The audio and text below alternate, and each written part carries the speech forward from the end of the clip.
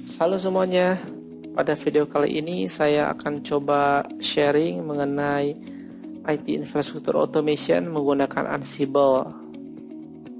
Oke, sebelum masuk tentang penjelasan Ansible, saya mau coba mengenalkan dulu terminologi tentang infrastruktur as code.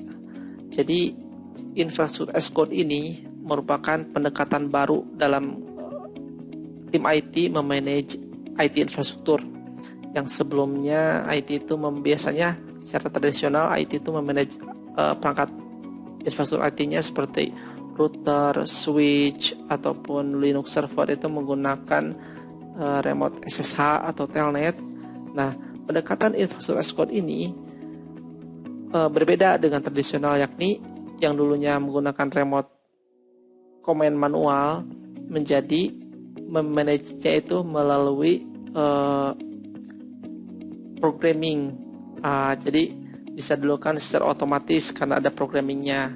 Nah, pendekatan ini dilakukan karena melihat bagaimana software engineer memanage code-nya, yang mereka bisa melakukan versioning, workflow, dan automation. Nah, pendekatan ini pun yang coba di-copy dalam IT memanage infrastrukturnya supaya lebih fleksibel dan lebih agile.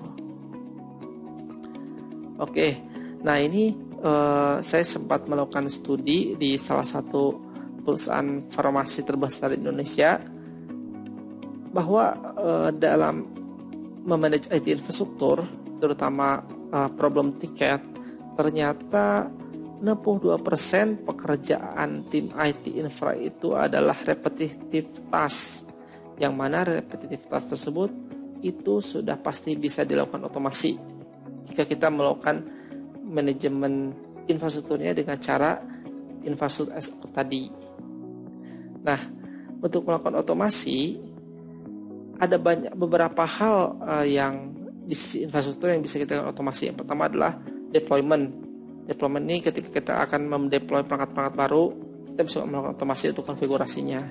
Kemudian untuk workflow automation, misal setelah kita mengkonfig IP, selanjutnya mengkonfig NAT, itu bisa dilakukan otomasi secara workflow. Kemudian yang ketiga adalah monitoring. Monitoring ini sebenarnya sudah lama sih untuk automationnya, karena banyak NMS itu sudah memakai protokol SNMP. Provisioning juga hampir sama dengan deployment untuk konfigurasi, dan konfigurasi itu sendiri bisa kita lakukan versioningnya. Misal kita nggak perlu lagi misal di Cisco config baru di WR harus di backup config. Nah, dengan menggunakan pendekatan IAC ini kita bisa melakukan versioning, misalnya versi sebelum WR1, versi sebelum WR2, versi sebelum ada nambah NAT, versi sebelum nambah VLAN, dan lain-lain. Kita bisa melakukan versioning di sisi konfigurasi. Nah, selanjutnya untuk melakukan otomasi di sistem IT infra itu, kita bisa menggunakan bantuan tools ataupun melakukan programming sendiri seperti menggunakan Python. Tapi di sini saya fokusnya menjelaskan menggunakan tools Ansible. Nah, sebelum masuk tools Ansible itu sebenarnya ada tools lain untuk melakukan otomasi ini. Ada Puppet, ada SaltStack, ada Chef, dan juga Ansible. Nah, mana sih yang paling better untuk kita melakukan otomasi di sisi infra? Di sini ada studi juga yang melakukan komparasi di antara 4 tools tadi untuk melakukan automation, di mana secara ranking ternyata Ansible itu yang skornya paling baik, karena Ansible ini tidak memerlukan agent untuk kita melakukan konfigurasi. Jadi agentless, sehingga di sisi klien pun lebih ringan gitu, nggak usah menjalankan service agent untuk automation. Nah, untuk arsitektur Ansible sendiri, Ansible ini terdiri dari yang namanya playbook. Playbook ini adalah kumpulan task untuk automation. Misal melakukan automation di router, ada kumpulan tasknya untuk setting IP, setting interface, setting NAT, dan lain-lain. Nah, kemudian modul ini seperti plugin. Secara umum Ansible itu udah punya kemampuan untuk dia melakukan remote access ke perangkat menggunakan SSH Totalnet. Tapi misal ketika kita ingin melakukan automation ke sistem lain, misalnya VMware, itu harus ada instalasi plugin baru. Kemudian ada yang namanya host inventory. Sorry, ini ternyata belum muncul lasernya. Nah, ini host inventory ini adalah kumpulan dari target remote device yang akan dilakukan konfigurasi otomatis oleh Ansible. Dan configuration file ini konfigurasi di sisi Ansible-nya sendiri. Ini semuanya bisa kita konfigur dari file di Linux di servernya. Nah, Ansible itu ada 3 macam. Ada yang berbayar dan ada yang gratis. Yang berbayar itu pakai Ansible Tower yang udah dikembangkan oleh Red Hat. Ini sudah GUI dan dokumentasinya udah sangat lengkap banget, tinggal pakai dan bisa ada support juga dari Red Hat. Yang gratis ini ada 2, ada Community, ada sama AWX. Community ini Ansible di mana manage software Ansible itu menggunakan command prompt dari Linux. Sedangkan AWX ini hampir sama seperti Ansible Tower, fiturnya pun hampir sama, tapi ini yang versi open source-nya, yang free-nya. Nah, ini juga yang AWX ini GUI, jadi karena ini lebih yang AWX ini free, jadi yang pernah saya coba itu di Ansible menggunakan AWX. Nah, ini tadi free dan open source tapi CLI. Kemudian ini berbayar $10 per 100 node yang akan diotomasi. Dia GUI dan fiturnya banyak. Nah, ini AWX nih, free, open source, GUI, dan fiturnya sama seperti Tower. Terus apa bedanya? Kenapa kita harus pilih yang berbayar gitu ya? Nah, ini fitur-fitur yang ada di AWX yang hampir sama seperti si Tower. Manage playbook, workflow, user access right, ada API, dan ada konten bentuk scheduler. Nah, ini perbandingannya nih antara AWX sama Ansible. AWX ini free ya tadi ya. Dokumentasinya beberapa ada di GitHub. Kalau ini full. Kemudian backup ya beberapa possible, beberapa enggak. Kalau ini full. Ya inilah perbandingan antara AWX sama Tower.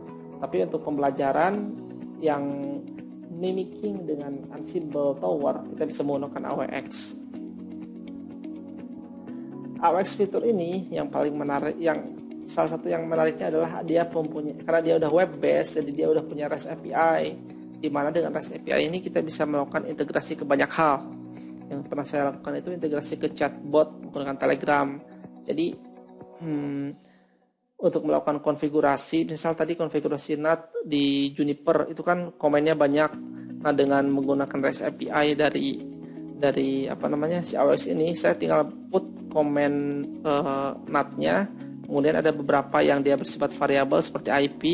Nanti konfigurasinya pakai chatbot di Telegram. Jadi tinggal masukin IP publiknya berapa, IP private-nya berapa, send aja ke si AWX itu dia melakukan konfigurasi ke sisi router Juniper. Itu salah satu penggunaan untuk API si AWX ini sendiri.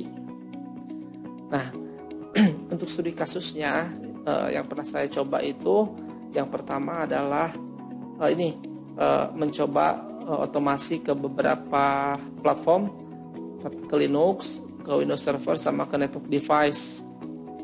Kalau ke Linux dia kan agentless, jadi dia memerlukan protokol komunikasi. Ke Linux itu menggunakan SSH. Kalau ke Windows Server, karena dia perlu mengakses PowerShell, jadi dia menggunakan protokolnya WinRM. Kemudian kalau ke network device sama seperti Linux menggunakan SSH. Dia adalah arsitektur umum yang pernah saya kerjakan. Jadi ini ada automation server yang terinstall Ansible, ada Git repository untuk kita nyimpen playbook, nyimpen konfigurasi dan lain-lain, versioningnya di sini. Nah, kemudian juga ada interfacingnya waktu itu pernah menggunakan chatbot sama ya akses web aja ke si Ansible ini. Kemudian kita melakukan konfigurasi membuat playbooknya di si Ansible. Playbook misal tadi untuk playbook untuk bikin NAT, playbook untuk install apa di Windows, playbook untuk install misal HTTPD di Linux server. Nah, nanti komennya bisa kita lakukan akses direct ke si web Ansible AWX-nya, atau kita bisa menggunakan chatbot. Dan juga bisa dilakukan self healing nih untuk inferanya, menggunakan dia integrasi dengan sistem monitoring yang ada. Waktu itu saya menggunakan SolarWinds. Jadi SolarWinds ini ada dia bisa mengakses HTTP. Nah, karena si Ansible AWX ini dia udah punya API, misal saat SolarWinds memantau network device ada CRC di perangkat jaringan. Nah, CRC ini kan kalau misalnya putus-putus jaringan itu suka bikin bingung ya. Jadi misal monitoring sistem ini mendeteksi ada CRC di perangkat jaringan, nanti dia laporan mengirim jika ada CRC, atau dia akan mengirim perintah ke Ansible untuk mematikan interface yang putus nyambung tadi. Jadi ini lebih ke arah otomatis troubleshooting, to self healingnya begitu. Nah, untuk konfigurasi yang bisa dilakukan itu ada create instance, misal instance di Windows, kemudian server provisioning, push OS atau image pun bisa, mode konfigurasi apalagi store konfigurasi juga bisa nanti disimpan di repository Git-nya, develop application juga bisa dan lain-lain. Nah, apapun yang dulunya dilakukan manual melalui SSH atau PowerShell Windows itu bisa dilakukan otomasi menggunakan Ansible. Nah, ini yang udah pernah saya tes ke Linux itu bisa, ke Juniper pakai netconf-nya over SSH itu bisa, ke VMware pun kalau dia udah pakai vSphere client, kan vSphere client-nya itu udah punya API-nya juga. Kemudian juga API-nya VMware itu udah ada plugin-nya ke si Ansible, jadi udah tinggal bikin playbook-nya. Dan yang terakhir nyoba ke Windows pakai WinRM tadi. Jadi ini udah firm, bisa dilakukan otomasi ke 4 platform ini. Nah, ini juga yang pernah saya coba lakukan, yakni yang dulunya membuat web server IIS itu manual ya, bikin web pool-nya, kemudian upload HTTP image-nya, kemudian juga jalanin service-nya manual. Nah, setelah menggunakan Ansible itu bisa dilakukan otomasi. Jadi developer tinggal push code aja ke Git, nanti dari Git ini ntar CI/CD ini melalui NFS yang akan diakses oleh si web server gitu. Nah, di sini Ansible bertugas untuk membuat dan menjalankan service IIS di Windows servernya. Selanjutnya, nah ini yang pernah saya coba juga, ini yang tadi untuk mengkonfigurasi NAT di Juniper. Tapi ini saya baru simulasi karena serem juga langsung melakukan di production. Ini saya simulasi menggunakan ifng, karena dia udah web based dan lengkap banget ininya, image-nya. Jadi saya menggunakan simulasi ifng untuk melakukan otomasi di Juniper menggunakan Ansible di sini. Jadi tinggal bikin aja ini hub interfacing, IP-nya bikin satu segmen, selama ini bisa ngeping ke si Juniper dan SSH. Ya udah open netconf-nya, udah ini bisa melakukan otomasi. Begitu juga ke Windows Server, ke MikroTik, ke Cisco Router. Ini otomasi simulasi bisa dilakukan menggunakan si ifng ya. Lengkap banget ifng, bagus banget itu untuk melakukan simulasi jaringan dan infrastruktur IT. Nah, ini yang dicoba ke VMware. Ansible udah punya RESTful, udah punya pluginnya untuk dia mengakses API-nya VMware untuk create server, deploy server template, upgrade VM resource. Misal kita mau upgrade RAM, upgrade hard disk, upgrade CPU, itu bisa dilakukan langsung dari Ansible. Dan itu kalau udah nyambung ke chatbot, kita tinggal kayak chat nyuruh ke si Ansible, hey Ansible, add hard disk baru di VM apa gitu. Kita bisa lakukan hal tersebut gitu, sangat memungkinkan untuk automation. Jadi yang tadinya engineer harus belajar akses VM, dia hanya tinggal tahu chatnya aja gitu ke si Ansible untuk melakukan konfigurasi ke VMware, ke perangkat jaringan atau ke apapun yang bisa diakses oleh Ansible. Nah, ini yang self-healing tadi. Saya coba menggunakan SolarWinds. Jadi SolarWinds itu dia bisa mengirim HTTP post yang ini bentuk ke API Telegram. API Telegram tadi nanti Telegramnya nyuruh ke si ke Ansible untuk melakukan eksekusi action. Nah, contohnya tadi juga ada interface, SolarWinds deteksi dia akan nge-trigger action to Ansible untuk satu interface. Ini kalau pengembangannya lebih banyak lagi lebih oke nih. Jadi nanti bisa orang infra tuh nonton TV aja gitu ya, nonton film, gak usah kerja karena semua udah otomasi. Tapi itu nggak mungkin ya. Tapi yang pasti dengan adanya otomasi ini, tim IT bisa lebih melakukan banyak hal yang lebih produktif. Contohnya continuous improvement untuk melakukan perbaikan lain, lebih produktif, lebih pengerjaannya lebih akurat, kesalahannya lebih sedikit karena dengan ada automationnya ini. Oke, sekian sharing dari saya. Semoga bermanfaat dan bisa menginspirasi. Nantikan video saya selanjutnya. Bye bye.